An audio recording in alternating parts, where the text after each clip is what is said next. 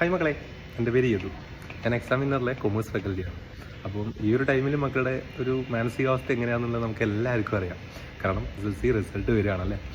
അപ്പം ടെൻഷനും കാര്യങ്ങളൊക്കെ എല്ലാവർക്കും ഉണ്ടാവും. അത് എത്ര വേണ്ടാന്ന് വെച്ചാലും അത് ഉണ്ടാവും. Okay, yes. പക്ഷേ എന്താണ്, നാളെ എന്ത് റിസൾട്ട് വന്നാലും മക്കൾ ആദ്യം ചെയ്യേണ്ട കാര്യം അതിനെ സ്വീകരിക്കുക എന്നുള്ളതാണ്. ഓക്കെ, മനസ്സുകൊണ്ട് സ്വീകരിക്കുക എന്നുള്ളതാണ്.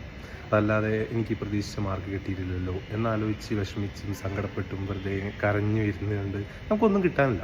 കാരണം അത് അനുഭവത്തിൽ നിന്ന് പറയുകയാണ്. കാരണം സാറിന് SSLCയിലെ റിസൾട്ട് എന്ന് പറയുന്നത് 2 A+ ആയിരുന്നു.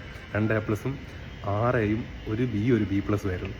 കാരണം അത് സാറ് പ്രതീക്ഷിച്ച റിസൾട്ടല്ല, ഒട്ടും പ്രതീക്ഷിച്ച റിസൾട്ടല്ല. 6Aയുടെ കൂട്ടി 8 A+ സാറ് പ്രതീക്ഷിച്ചെടുത്തുനിന്ന് 2 A+ഉം 6Aയും ആയതിലുള്ള ആ ഒരു ഡിഫറൻസ് തന്നെ മക്കൾക്ക് ഊഹിക്കാമല്ലോ.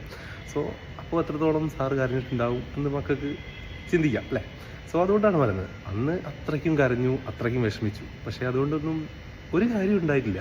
ഓക്കെ, പിന്നീട് നമ്മളെ ലൈഫ് തീരുമാനിക്കുന്നത്, അല്ലെങ്കിൽ പിന്നീട് നമ്മളെ ഇഷ്ടങ്ങൾ, നമ്മളെ തീരുമാനങ്ങൾ ഒന്നും ഈ ഒരു മാർക്കിൻ്റെ അടിസ്ഥാനത്തിലല്ല വന്നിട്ടുള്ളത്.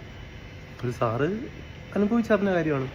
സോ അതുകൊണ്ടാണ് പറഞ്ഞിട്ടുള്ളത്. ഓക്കെ, സോ ആ ഏത് റിസൾട്ടായാലും അതിനെ സ്വീകരിക്കുക. പിന്നീട് നമുക്ക് എന്ത് ചെയ്യാനുണ്ട് ആ കാര്യങ്ങൾ നന്നായിട്ട് ചെയ്യുക, നന്നായിട്ട് തന്നെ മുന്നോട്ട് പോകുക. പഠിക്കാവുന്നതാണെങ്കിൽ നന്നായിട്ട് തന്നെ പഠിക്കുക. ഇഷ്ടങ്ങളും ആഗ്രഹങ്ങളും ഒക്കെ എന്താ പറയുക, അതിനനുസരിച്ച് നല്ല തീരുമാനങ്ങൾ എടുക്കുക. അതിനനുസരിച്ച് ചെയ്യാനുള്ള കാര്യങ്ങളൊക്കെ നന്നായിട്ട് ചെയ്യുക എന്നുള്ളതാണ് നമുക്ക് ഈ ഒരു ടൈമിൽ സാറിന് മക്കളോട് പറയാനുള്ളത്. ഓക്കെ, അതുകൊണ്ട് എന്താണ്, എല്ലാവരും ഹാപ്പി ആയിട്ടിരിക്കുക. ഓക്കെ, ടെൻഷനും കാര്യങ്ങളും ഒക്കെ ഉണ്ടാവും. ഓക്കെ, എന്നാലും റിസൾട്ട് വന്ന ശേഷം ഹാപ്പി ആയിട്ട് തന്നെ ഇരിക്കുക. ഓക്കെ.